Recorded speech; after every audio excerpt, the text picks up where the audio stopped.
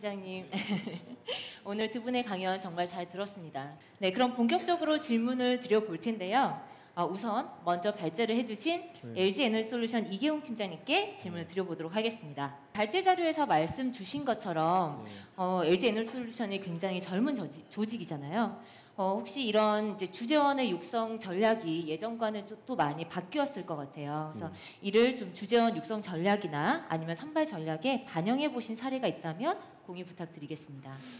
제가 간단하게 저 소개를 아까 발표할 때 해드렸는데, 저도 2020년 LG에너지솔루션 출범할 때 합류했고 그 전에는 LG화학이었죠.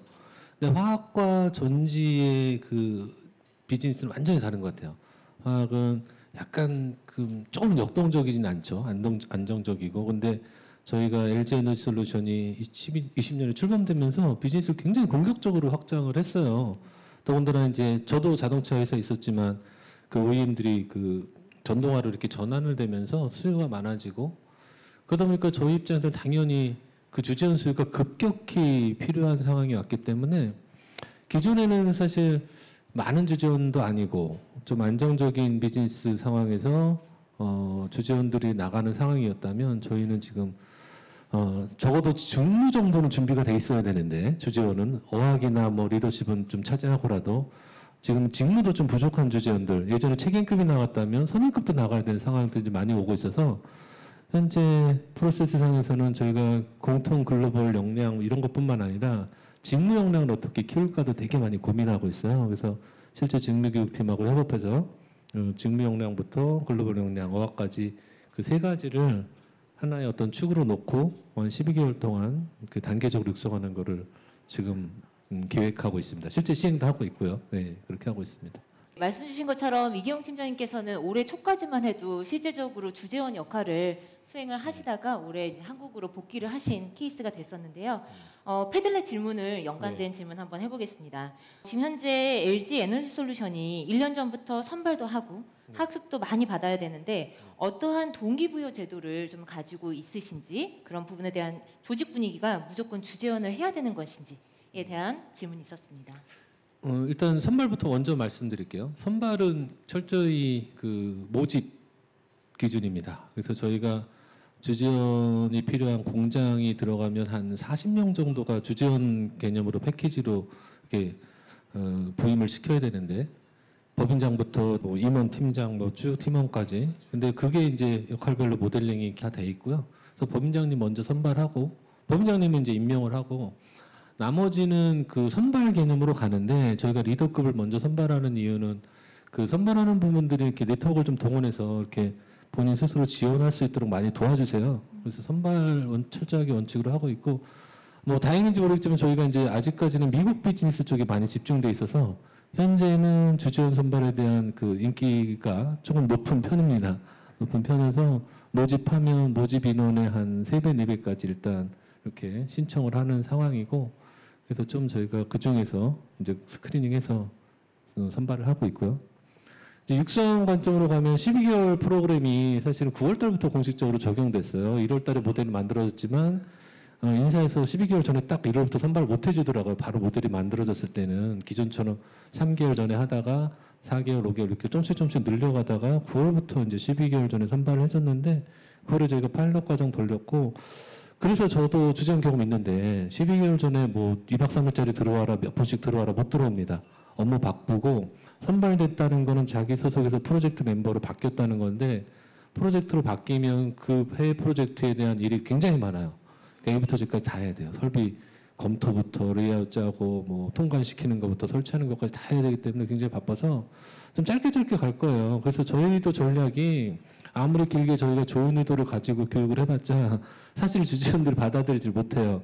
그래서 주재원들의 상황을 대표할 수 있는 가장 중요한 상황들을 직관적으로 인식할 수 있고, 10가지 중에 한 가지를, 나머지 9가지를 그 상황 속에서 본인이 해석해서 갈 수 있는 프로그램을 가려고 하고, 9가지는 향후에 뭐 어떤 다른 정보 쪽으로 제공해 주는 게 오히려 좀 효과적이지 않을까라는 실험적인 시도를 좀 저희도 하고 있습니다. 네. 팀장님께는 다음 순서를 통해서 또 추가 질문 드려볼 수 있도록 하겠습니다. 네, 그러면 이번에는 KTNG 정필성 팀장님께 질문을 드려보겠습니다.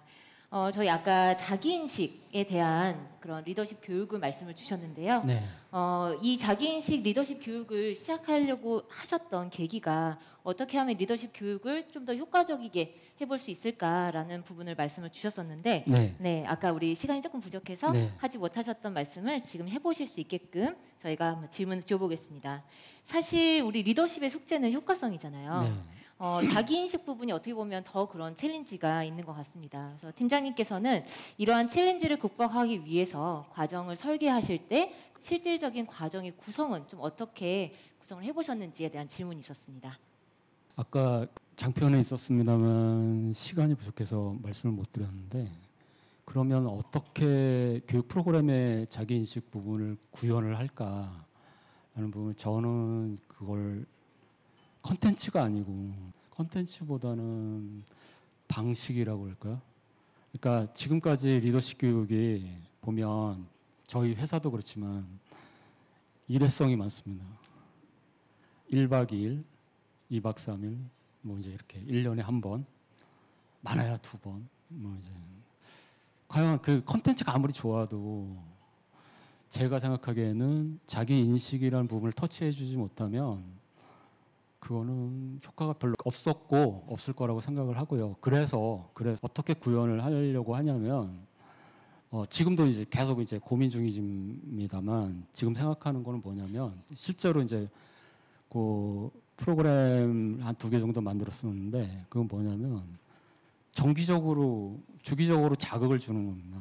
아까 뭐 성찰의 기회를 제공해야 된다고 HR더의 역할이라고 말씀을 드렸는데, 코칭에서 어웨어니스하고 그다음에 리스폰서빌리티를 피코치에게 불러 일으키는 게 코치의 역할이지 않습니까? 그 코치의 역할을 HR더가 해야 된다. 그러면 그 역할을 어떻게 할 수 있을까? 자극을 계속 잊을만 하면 하고 잊을만 하면 하는 수밖에 없다고 생각하거든요. 그래서 이제 그것도 관심이 없는데 언제부터 언제까지 누구를 대상으로 뭐 리더십 교육이 있으니까 오세요. 이거는 안 합니다. 이런 거 안 하고요. 신청하게 합니다. 프로그램을 만들어 놓고 신청하게, 듣고 싶은 사람, 참여하고 싶은 사람만 할 수 있게. 네. 왜 그런지는 여러분도 잘 아실 거라고 생각하고요. 크게 이제 2가지 특징이 그겁니다. 네. 저희 사전 질문에도 관련해서 남겨주신 내용이 올해 굉장히 많은 HR더 분들께서 자기인식을 활용한 이런 리더십의 과정을 많이 진행을 해보셨다고 하시더라고요. 그런데 이 과정을 진행을 하면서 느끼는 거지만 네. 진행을 할 때는 굉장히 공감도 많이 하시고 하는데 네. 문제는 네. 턴업으로 돌아가셨을 네. 때 다시 원복이 된다는 거죠. 네. 그래서 이러한 부분을 좀 계속 강화할 수 있게 할 만한 네. 그런 프로그램이나 이벤트, 그리고 방금 말씀 주셨던 지속성에 대한 부분을 좀 네. 어떠한 방법으로 실천하고 계시는지 부탁드립니다. 그래서 방금 말씀드린 것처럼 그런 문제가 있으니 컨텐츠의 문제는 아니라는 거죠. 이렇게 얘기하는 사람이 있습니다. 그러면 모든 교육과정 시작하기 전에 핵심 가치가 그렇게 중요하면 인식할 수 있도록 핵심 가치를 교육과정마다 맨 앞에다 모듈에다가 넣으면 되지 않느냐라고 말씀하시는 분들이 있는데, 저는 그건 아무 의미 없다고 생각을 하고요. 리더십 교육도 마찬가지로 보니까 자기 인식의 기회를, 그러니까 성찰의 기회를 계속 반복해서 주는 게 중요하지, 컨텐츠를 별도의 컨텐츠를 이거 자기 인식을 위한 겁니다라는 컨텐츠를 만들어서 제공하는 건 그때뿐이죠. 그때뿐이고 아마 효과 없을 겁니다. 네. 네, 그러면 이번에는 다시 이계용 팀장님께 질문을 드려보겠습니다. 이제 점점 코로나가 종식이 되고 있다라는 이런 분위기가 있는데요.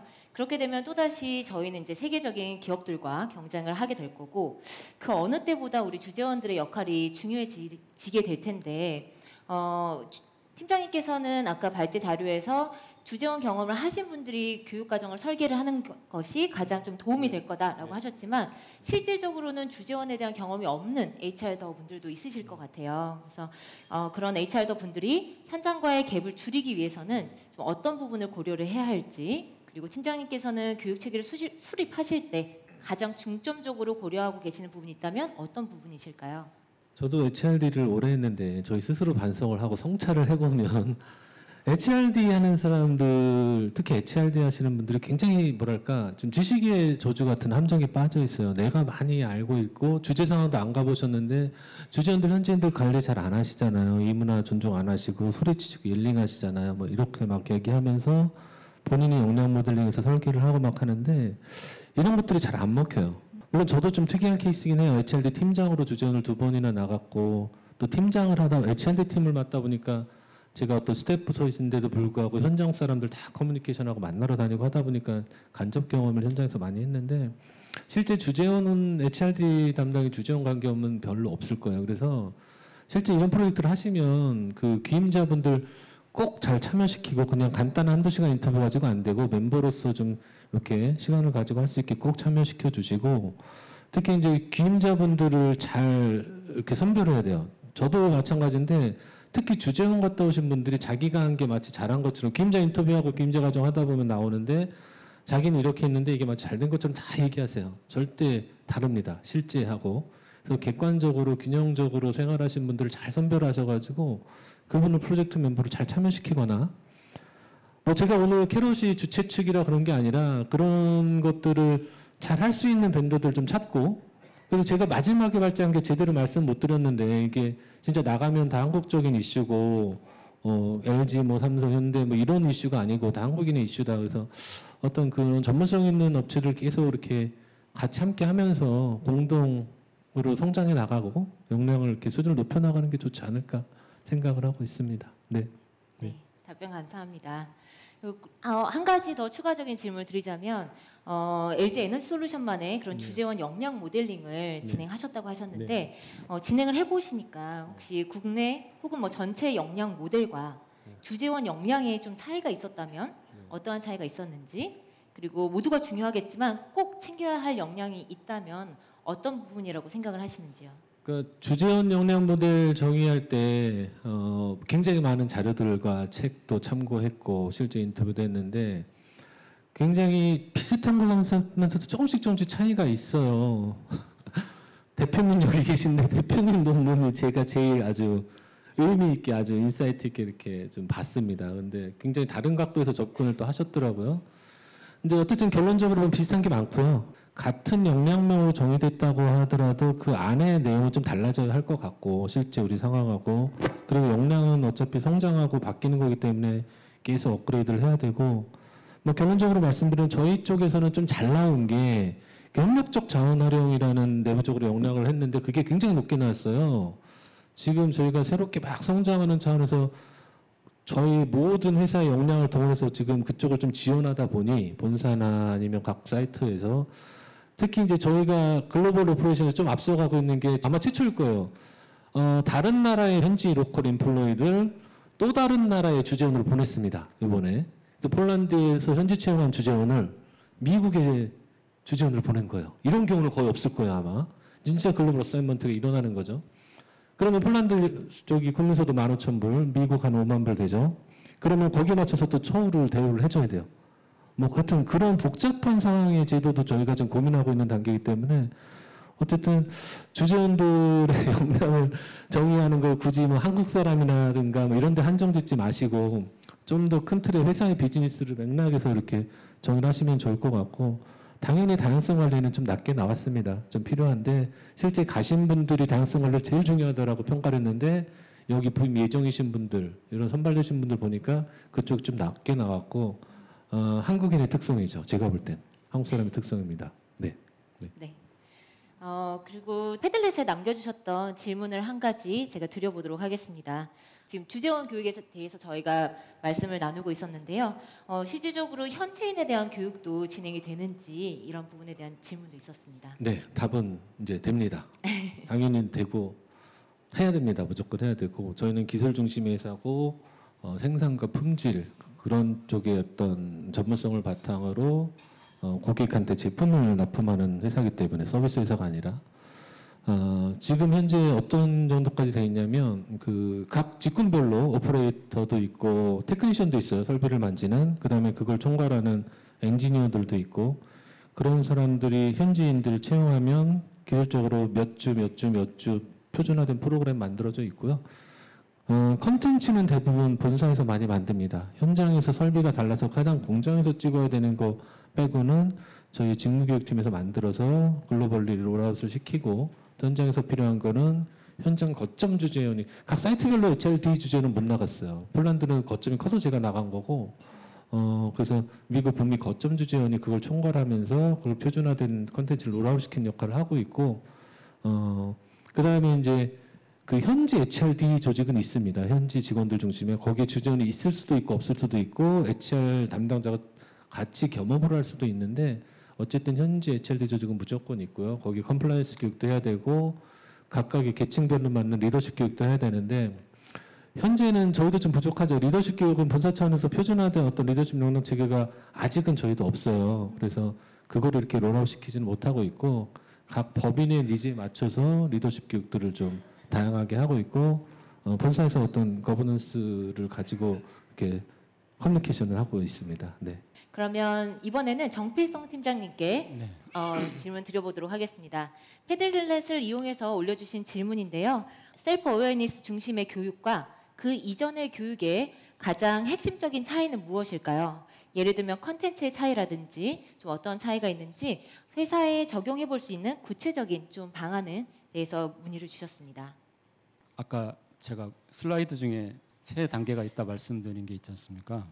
그러니까 자기 인식은 그 중에 이제 맨 위에 있는, 그러니까 리더십 역량의 영역이고 그걸 다루는 것이고, 그 밑에 두 번째, 세 번째 단계는 지금까지 아마 저희 회사도 마찬가지고 여러분들 회사에서 지금까지 해왔던 어떤 그런 교육들일 거라고 생각을 하고요. 그게 뭐냐면 맨 어느 회사든 경영관리 스킬부터 시작을 해서, 그러니까 아까 말씀드린 리더가 갖춰야 될 역량, 마인드, 리더로서의 역할 인식, 뭐 이제 이런 부분에 초점을 맞춰가지고 교육이 진행이 되고 있는데요. 그러니까 완전히 이게 제가 생각하기에는 차원이 다른 거라서, 물론 방향을 그렇게 잡고 가고 있지만 사실 이제 실제 실행 단계에서는 굉장히, 저도 기획 단계에서는 어려움을 겪고 있고요. 그러니까 지금 하고 있는, 제가 기획해서 하고 있는 걸 말씀드리는 게 좀 도움이 될 것 같은데, 하나는 뭐냐면 그 경영 트렌드 앤 인사이트 과정이라고 해서 한 달에 한 번 하는데요. 아까 제가 주기적으로 이렇게 성찰의 기회를 줘야 된다고 말씀드렸잖아요. 한 달에 한 번 하는데 그 주제를 정합니다. 그럼 그 주제 자체도 이제 리더로서 뭐 성찰할 수 있는 그런 해볼 만한 그런 주제를 삼아서, 예를 들면 오늘 다룬 뭐 자기인식이라는 주제도 있었고요. 뭐 많습니다. 많은데 그게 뭐냐면 주제를 정하고 주제에 관련되는 동영상, 길면 안 보잖아요. 그래서 딱 3개, 한 7분, 8분 정도, 부담 안 되게. 근데 그 동영상 3개밖에 안 되지만 저는 저 나름대로 why, what, how 구조를 서론, 본론, 결론 뭐 이런 식으로 구조를 짜가지고 제공을 하거든요. 보고 싶은 사람은 보는 겁니다. 아까 말씀드렸다시피 의무가 아니고요. 관심 있는 사람은 다 보시는, 관심 있는 사람 거기 이제 뭐 댓글도 달고 뭐 이렇게 하시는데 그 반응이 괜찮은 것 같고요. 그래서 매번 그 할 때마다 끝날 때쯤 이제 설문조사를 통해서 다음에 다뤘으면 하는 주제도 제가 여쭤보고 뭐 그런 식으로 이제 운영을 하고 있고, 또 하나는 좀 더 그 이분들이 현장에서 이제 리더로서 역할을 하시면서 좀 이렇게 고민들이 많으시잖아요. 저는 이제 그걸 리더십 이슈라고 부르는데, 피드백을 어떻게 할까, 성과 관리 어떻게 할까, 뭐 이런 실제로 맞닥뜨리는 그런 어떤 그런 이슈들이 많다면 공통적으로, 그러니까 그런 것들에 대해서 좀 더 그 같은 고민을 하고 계시는 분들이 모여서 뭔가 좀 토론은 아니지만 어떻게 하냐, 웨비나 형식으로 해서요. 일정을 정해놓고 그 시간 되시는 분만 그 주제에 관심이 있는 분들 오시라고 합니다. 그리고 사전에 그 주제에 대해서 주제를 미리 알려드리고 본인이 생각하기에 이슈가 되는 그 고민이 뭐냐, 이제 그런 거 받고 제가 받은 거를 정리합니다. 분류해서 크게 이제 뭐 3가지든 4가지든 이렇게 분류를 해서 퍼실리테이터가 있고 그 퍼실리테이터가 그 각각에 대해서 일단 이슈 던집니다.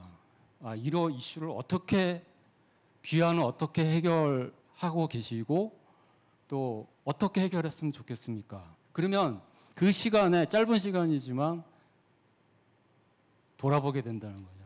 성찰을 하게 된다는 거죠. 자기는 어떻게 했고 자기라면 어떻게 할 것인가. 그러니까 이런 기회가 없거든요, 사실 일하다 보면. 그래서 이제 지금 제가 기획해서 하고 있는 웨비나는 분기에 한 번.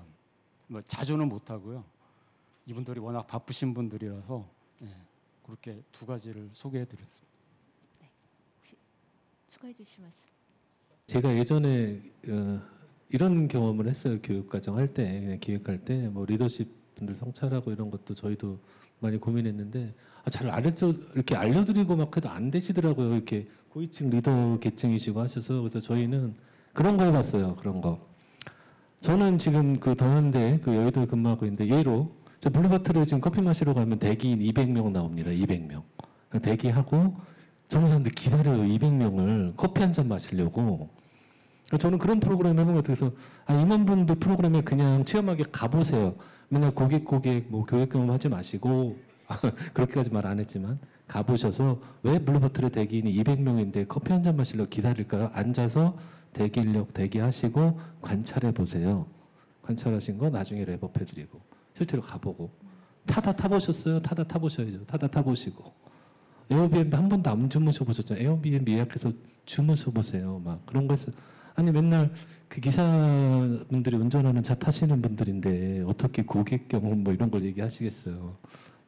사이렌 오더도 한번 해보시고 막 그런 거 해보시라고 했던 프로그램이 있었는데 반응이 되게 좋았던 기억이 있어요. 그래서 한번 본인들이 느껴보시는 것도 리더분들이 그런 것도 되게 좋을 것 같아요. 네. 두 팀장님께서 말씀 주신 대로 최근에 이런 교육들은 뭔가 일방적인 이런 강의로 진행되는 교육보다는 간접 경험이나 이런 부분들을 통해서 실질적으로 성찰과 그리고 스스로를 좀 돌아보실 수 있게 하는 그런 교육들로 좀 주가 많이 이루어지고 있는 것 같습니다.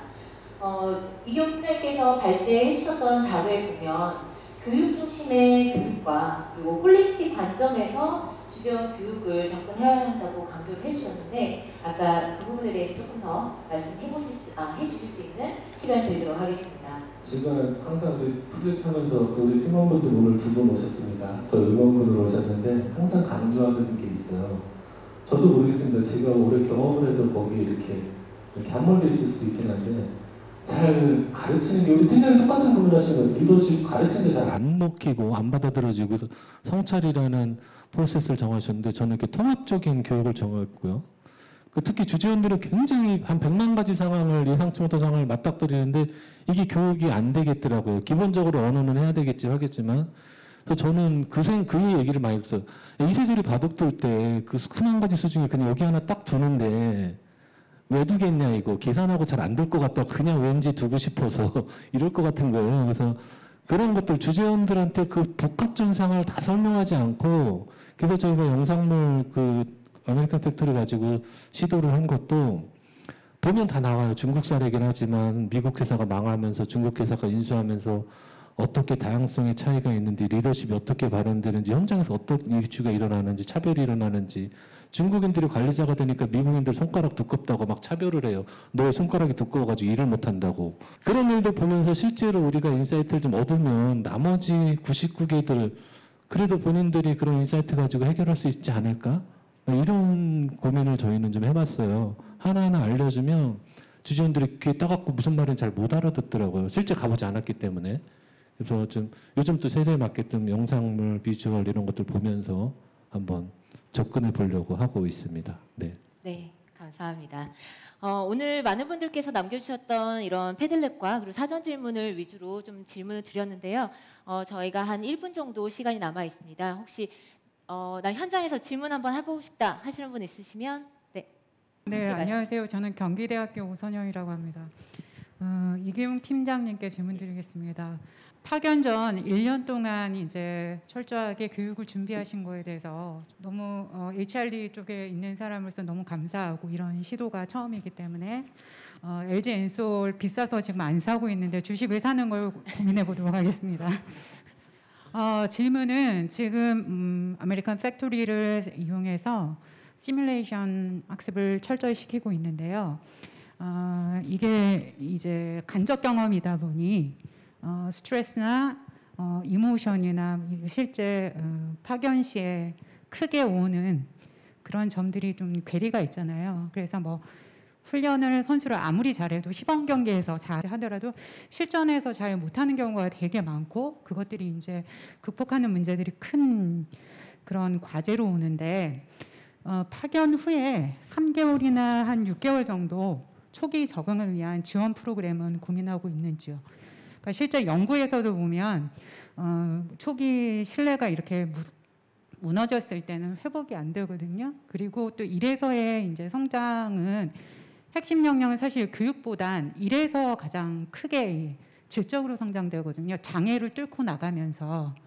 그래서 파견 전에 이렇게 열심히 교육한 효과를 추수해야 되는 지점에서 특히 초기에는 이제 불확실성이나 위협이 아닌데 위협적으로 느껴지는 요소들이 이제 모든 곳곳에 있잖아요. 워낙에 좀 새로운 환경이다 보니. 그래서 그런 곳에서 적응을 할 때 이제 초기 적응을 지원을 잘해야 그때의 성공 경험을 가지고 이후에 웬만한 장애는 리질리언하게 이제 잘 이렇게 극복해서 잘 정착할 수 있는데 이제 파견 후에 초기 경험을 지원하는 시스템을 뭐 디자인하고 있으시면 말씀 부탁드립니다. 네, 이제 두 가지 질문이신데요. 첫 번째는 아무리 아메리칸 팩토리를 가지고 이렇게 하더라도 간접 경험 아니냐 그러고 말씀하셨고, 사실은 아메리칸 팩토리는 제가 샘플로 보여드린 거고 굉장히 많은 컨텐츠를 1년간 준비를 할 겁니다. 그 중에 이제 아메리칸 팩토리를 좀 앞에 전략적으로 저희가 배치한 거는 그런 간접 경험을 통해서 요 단계에서 새롭게 이제 주재원이 나간 상황에 대해서 인식을 하면 그 뒷단에 저희가 이루어지는 프로그램에 대한 그 몰입도 훨씬 높아진다라는 생각을 가지고 설계를 했고요. 또 하나 아메리칸 팩토리 워크숍이 한 6시간 정도 설계할 건데 그 안에 중국하고 그 미국 인수하는 그 공장 그거 말고도 저희의 사례를 잘 녹여가지고 이렇게 성찰할 수 있게 만들었어요. 보고 우리가 사례 갖고 성찰하고 본인들이 좀 이렇게 개념화해서 앞으로 어떻게 해야 되겠다 하는 영어학습 사이클로 안에서 만들었고, 그래서 그 뒷단에 학습할 때 상황을 전혀 모르니까 아무리 리더십 교육, 커뮤니케이션 교육 이런 이문화 교육을 해도 잘 안 먹히더라고요. 그래서 이런 거 생긴다, 남 얘기 아니고 우리도 생긴다라는 거 앞에서 빵 던져주고 뒷단의 교육들 가는 거고요.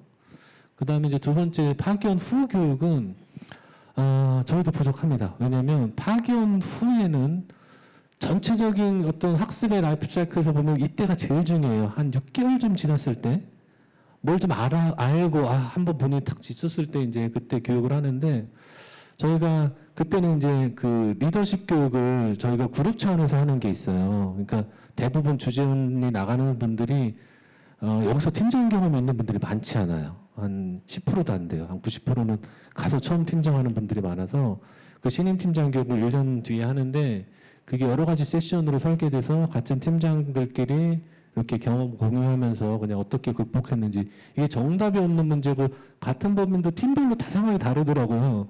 그래서 팀장들끼리 공유하면서 너는 어떻게 했어 하면서 위로도 받고 또 팁도 주고 하는 세션을 한 3번에 걸쳐서 계속 하고 있습니다. 그러니까 그때 되게 또 도움을 많이 받는 것 같아요.